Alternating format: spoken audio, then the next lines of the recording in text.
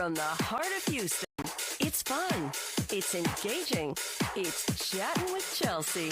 She's daytime's new bestie. Here's your host, Chelsea Edwards. Come back to me.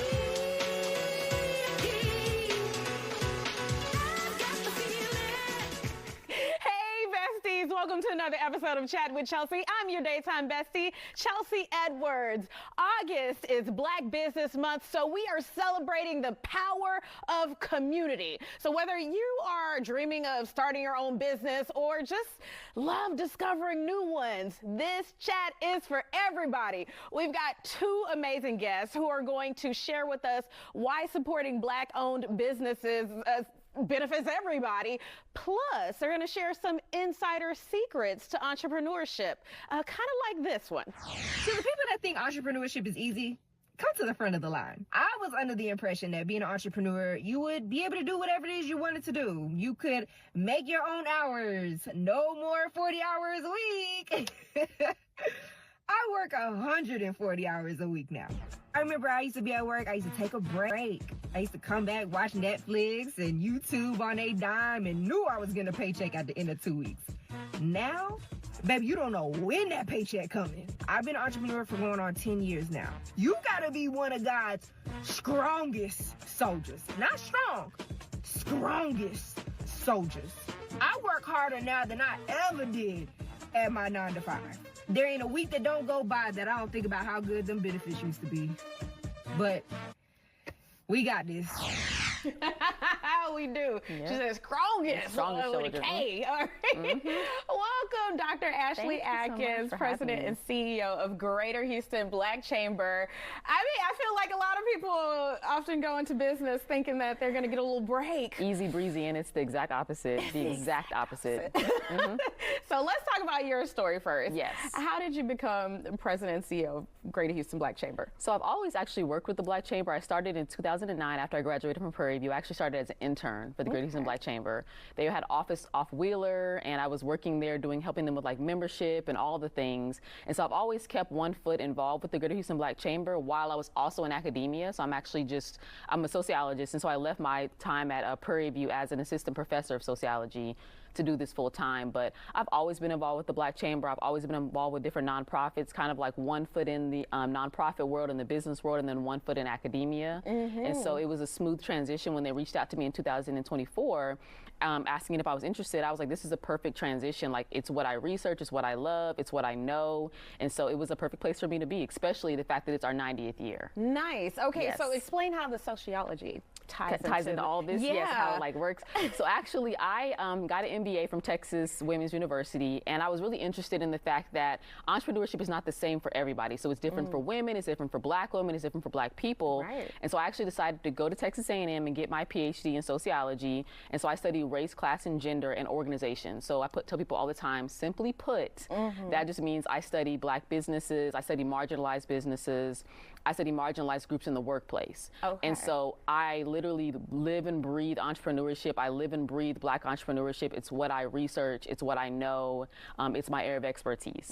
Yeah. Now, if I ask you what you discovered during this study, I'm sure you can give me a whole dissertation. Yes, right. But since we just have a few minutes together, what would you say is the key point to what you were trying to get people to understand from all your studies? So from my studies, I focus on strategies, right? So we know that entrepreneurs, specifically Black entrepreneurs, face barriers, whether it's consumer discrimination or lending discrimination. We know this. It's historical, right? And so I look at the strategies that Black businesses construct to navigate the barriers. And so it's like the barriers are there, but Black businesses are still growing, they're still thriving. And so how are they doing that?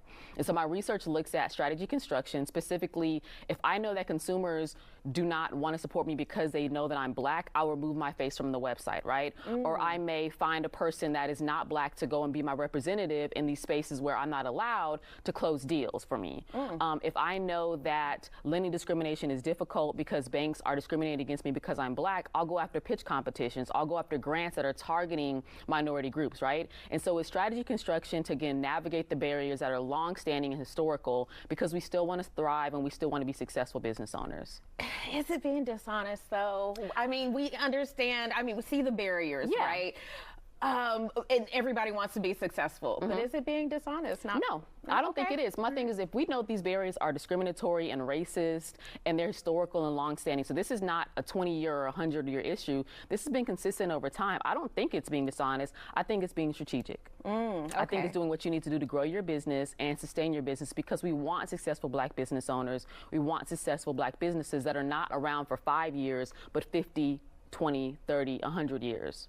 What's the earmark? Is it, a business is successful after they make that 5 years? It varies. So success for business owners varies based on the business. So sometimes business owner success is I've grown my business enough to sell it. That is success. Or sometimes it's I've grown my business enough to now I'm not only selling in Houston, but I'm selling in Texas, right? So it varies based on the business owner. There's no one clear definition for success, no matter what industry you're in as a business owner. All right. I know you got a lot of tips to help us get in to my success. mind. Yes, all right, so we're going to take a quick break. Yes. And guys, we'll be right back after this. Come back to me. We're back with Dr. Asheli Atkins, President and CEO of the Greater Houston Black Chamber. Yes. Why is it important that everyone supports Black-owned businesses? I think my question is, why not? Like, why not support the Black businesses that are out there? Why not support small business owners? And so essentially in Houston, Pro Tem Martha Castek Tatum mentioned that there are 120,000 Black businesses in Houston. Wow. And so no matter what you're looking for, if you're looking for a bookstore, there are multiple bookstores that are Black-owned. If you're looking for a florist, there are Black-owned florists. And so it's like, why not support these business owners that are doing the work, that are in these various industries, that are experts and really coming and bringing their passion into the small business environment, and it helps the economy as a whole to thrive. So why not support Black businesses? That's right, because you do have a lot of discrimination you mentioned earlier. So overcoming that and educating, that's what we're doing right now. Exactly. So if we do have some future entrepreneurs watching, or people who are already in business, they maybe want to improve, you have some tips that you brought. I do. Okay, I have my tips. All right. What's your first tip? Okay, so tip number one is you can't do it by yourself. That's the first tip. You just simply cannot do it by yourself. And so what that means is that as individuals, just humans, we do better in community. And so as you are a business owner, you should operate in community. You should go out and seek other business owners to collaborate with. And so collaboration should be strategic. It has to be mutually beneficial to both parties. And so a perfect example is Kindred Stories. They're a Black-owned bookstore in Houston. Right. They actually in their store have candles that are by Lone Sense, another Black business, right? And so it's the collaboration. We can both grow together. And so we operate in community, and in community we can share information and different resources. So that's tip number one. Okay, so don't just hole up at your business or your house. Exactly. Get out there, connect with other business owners. Exactly. Okay. And then tip number two is the same. You can't do it by yourself. 2.0, meaning you're not an expert, right? So if you're a florist, you're not a CPA, you're not a marketer. And so as you cannot do it by yourself, why not go and find the experts to help you? Because my thing is, if I am doing my finances and I know that I'm not a CPA, I'd rather find somebody who's an expert to decrease my risks. And then also, I don't want the IRS coming after me. There are other Black businesses out there that are experts in these areas. So hire them and work with them. You can't do it by yourself. Right. I know the first argument you hear when it comes to that is cost. You can find a Black business that can meet you within your budget. Like, just have those conversations and connect with people. You cannot do it by yourself. Okay, great. Next tip. Okay, so number 3 is based on number 2, right? And so about the money. Money. Okay. A lot of businesses don't understand your personal credit is directly tied to your business. So what your personal credit looks like oftentimes impacts what you can get as a business owner. And so if you know your personal credit is not the best, maybe you want to shy away from bank loans. Or if you know that maybe you don't need that large amount of money yet, maybe you need something smaller, go after a small grant, go after a CDFI, go after a pitch competition. There are smaller pools of funding where you don't need like the $50K. Maybe you need $5,000. Okay, what are the CDFIs? Is that what so yes, the CDFIs are, I don't want to mess it up, but they're like loans, but they're just smaller amounts for loans, and it's oftentimes easier to get them as small business owners because they're not requiring as much information as a regular bank loan would. And where do we find these in these pitch competitions? Is there an email list we can sign up for? Yes, the chamber, okay, right? All right. And so that was going to be, which I guess we can skip. My tip number 4 is going to be focused on connecting with your elected officials, right? So you need to be connect with your elected officials. officials. If you're a business owner and you're having issues with maybe the flooding in front of your restaurant, instead of just screaming into the wind on social media, connect with your elected officials. They can help you with that. And then number 5 brings us to where all this information is, the Black Chamber. Right? Okay. This is kind of a selfish tip. Join the Black Chamber. All of these different things that I've mentioned, if you want to connect with other business owners, we have networking events. If you want to learn about different funding opportunities and alternative strategies, we have events that we bring these professionals to you, and you can literally meet them and ask them questions. If you want to meet your elected officials, we're having an event on September 9th for the candidate 18th Congressional District Candidate Forum. We're going to have candidates, and then we're also going to have elected officials in the room. Oh, right? okay. So you can ask your question right there. to their face. Exactly. If you want to find the professionals, the CPAs and the marketing and the website builders, come to our different events. We hold events every single week. So join the Black Chamber. That's tip number 5. That's honestly the best tip, in my opinion. All right. You know, yeah, I'm always thinking about the people watching who may be thinking like, oh, what's the obligation? Annual fees, required meetings. Like, what does it look like to be a member? So there's no required meetings. So the membership fees are annual. You can pay anywhere from $50 all the way up to, I think our highest membership level is $1,000. We have about 5 membership levels. So you find whatever fits for you. We have memberships for individuals that are $150. We have for small businesses that are, I think, $300. You find the area that best suits you for membership, and then you come when you can. Like right now, we're actually having a virtual event with the National Battle of the Bands. Okay. How to promote your business with them. We have events in person in the evenings. We have luncheons. You're not obligated to go to any events, but it's really important that you come to events and get involved, because why not, get the benefits for what you paid for in your annual dues? What have you seen when it comes to businesses tapping into that community and it leading to something more? We see growth. We see exceptional growth with these business owners. We see them a lot more strategic about, like I mentioned before, about the partnerships. And so not only are they able to go after a lot of these larger opportunities, whether it's subcontracting, it's from the communities that they gain when they're part of the Black Chamber. Even when they're starting off, if a business starts off and they're literally 1 year old, they're able to go to our different events and get all of the resources that they need. Maybe they want to learn about trademarking. We have a trademarking event where they can come and learn how to trademark your business name and how to protect your brand, right?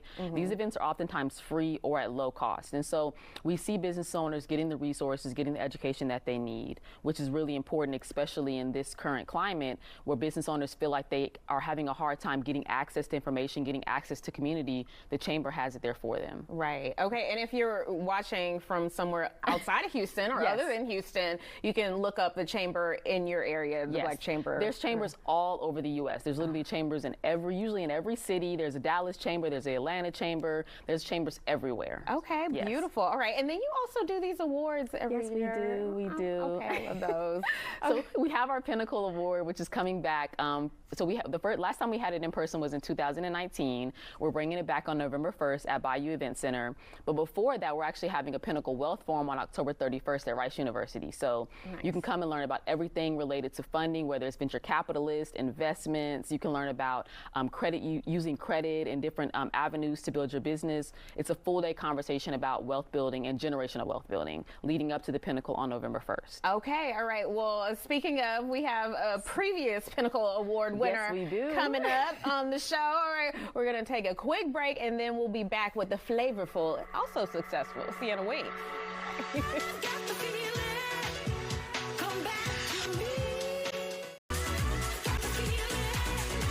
Started at just 14 years old, creating a wing sauce that made her one of the most prominent teen entrepreneurs in the country. Now she's 21. Hey, Tyla-Simone of Sienna Wings and a Sienna sauce. Okay, it's been some years watching this journey. It's so incredible. And you're actually here to show us a little secret sauce to being successful. But first, you opened a new location recently. Yes, we did. We just opened one in Houston. So, Sienna Wings is here now in Houston. Our first location's in Missouri City. So we just opened one on South Gassner. And we're just really excited to be in the city and be closer to a lot of our customers that were driving from Humble and Katy and Cypress all the way down to the south side. So we appreciate them. Yeah, you're going to get the tourists in too. Yeah. Get that wing sauce. All right, so you started the sauce with your mom, Monique, in the kitchen back in Sienna, where you lived. How did it grow So many will say quickly, but it may feel differently for you as an entrepreneur. What would you say took you there? I would say, so when we started, the first year and a half, we were selling wings out of our house, and it was really just market testing. We wanted to see if people were even really interested in what we had to offer. And then 2019, we launched the product, did it on e-commerce, and eventually was able to start DSDing to HEB and getting into stores. But it was really just the community, having them show up and show us hey, we want this product and we like it. And it was listening to customer feedback. Some people said, hey, y'all need a spicy sauce. So we went ahead and made a spicy sauce. Y'all need a lemon pepper sauce. I would have been that customer. I need the spice. Okay. So we did it our way, but we still was really listening and being intentional about what our customers wanted. Okay, I love how you business owners come in with your entrepreneur speak. You said DSDing? Yes. So what's that? That means we take the sauce to the store ourselves and we shelf it. So that's how a lot of businesses, they start out. You don't go to warehouse automatically because you have to ship big pallets and have fast turns in the store. So we started off just taking it, going to pie burns, doing just small orders, local stores, and that's how we were able to Yes, to grow. Okay, well, I'm interested in tasting some of this. So let me pass you one of these. What else do we need? Just hook me up. I know you know how to do it. Yeah. So we have our lemon pepper wings. This is an award-winning flavor for us. Our sauces are gluten-free, low sodium, no high fructose corn syrup, and they're low sodium. So you can use them pretty much on everything. We use them mainly on wings, but we say they're a wing sauce for everything. So this is one of our wings, and then I'm gonna get you a scoop of the mac. Okay, yeah. Let me start with the mac, because I can't even eat this cute and continue to talk. Okay. Yeah. Now, also, I know entrepreneurship has come with challenges. We saw the video in the beginning where you're working around the clock. You actually started doing homeschool at one point because, this is a heavy lift, creating a successful business. Yes. So when I was in high school, my first 2 years, I actually did high school on campus at the school, and then my last 2 I became homeschooled. And it was interesting that COVID had happened around that same time. Yeah, you see me. But sometimes you just have to sacrifice and make sacrifices to pursue your dreams. And for me, I was just spending too much time in the classroom 9 hours a day when I could be putting those 9 hours to my business. And I just did the best thing I could do for myself. It was a blessing. You already knew what you wanted to do, so you made it work. Now, when it comes to getting money, as we discussed in the last segment as well, now you did some, you got grants and different things to help build your business? So when we first started out, I did a few pitch competitions. I went on the Sarah Kiki Strahan show, and I pitched on GMA, and I was able to win that money to start. And that was the first kind of infusion that we had. I also did some local pitch competitions here and there, and I did one during COVID too with New Voices, and I won that as well. So just different ways of trying to get capital early stages, because as a young entrepreneur, it's hard for people to take you seriously and want to invest in you. And add being a woman, add being black on top of that, it makes it even harder. So you just have to find unique ways to get out there and get capital. You have also had some challenges as well. At one point, you asked the community to help you out because the sauce was in Target stores, and y'all needed to clear the shelves, right? Y'all didn't want them to send it back. So how did that turn out, and how did you use that to continue to build your business instead of saying, we're done with the sauce at this point? Yeah, I think it was a matter of, again, the community showing up. Sometimes they just don't know what you're going through. And I feel like a lot of times in entrepreneurship, there's a facade around a lot of it, because people want to see you winning and you want to be winning. But there are those hard times too where you have to ask your community, hey, we're not winning every day. Today we're not winning and we really need your help. And they showed up and they showed out. They got into the stores and they helped us. And for us, one store is never going to stop us from what we're trying to do and what we're trying to pursue. This is bigger than one retailer, and this is our family company that we're building so that we can create generational wealth for all of the people that are coming behind us. Yay, yeah, I love to hear it. All right, okay, so what's next? We are in this thing and we are supporting you. So what do we have to look forward to? You got the new spot. Do we want to open more spots, get the sauce in more stores? Yes, so we are launching in HEB. We'll be having like all 4 of the flavors on shelf. So in the past, we only had the sweet and tangy, but we have recently gone through a line review, and so we're gonna have 4 flavors and 20 stores will have all 4 of the flavors. Those will be posted on our website, and we'll be promoting them too. But this is a big deal for us because when you just have a single SKU on shelf, you can get lost in the sauce really easily. So being able to have all 4 of our flavors there, it adds a little bit credibility when people are walking past the shelf and they glance and like, oh, they got what's this? You know, they got selections. It kind of makes you, a little intriguing, want to try it a little bit more. So that's what we're excited about. And we're just going to be asking people like, hey, can you get into the HEB stores? Can you get our product? And just have fun with it. Like, experiment with it. You know, we say live, love, and sauce it up because that's what we want you to do. Like, we want you to find what you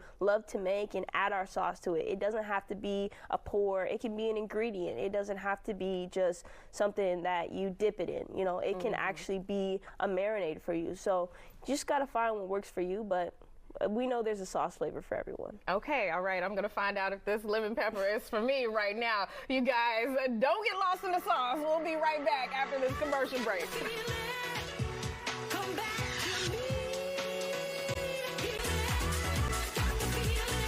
My bone's almost clean, so that means it's time to say goodbye. Let's start with you, Asheli. Final thoughts for anybody watching. So I want people to understand that Tyla was a winner of our Pinnacle Award Young Entrepreneur in 2019. And so not only do we celebrate business owners who are adults, we also celebrate business owners who are young, emerging entrepreneurs. And so make sure if you haven't done so already, apply for our Pinnacle Awards. It's going to be on November 1st, and we have awards for young entrepreneurs 18 to 24 and also 18 and under. All right.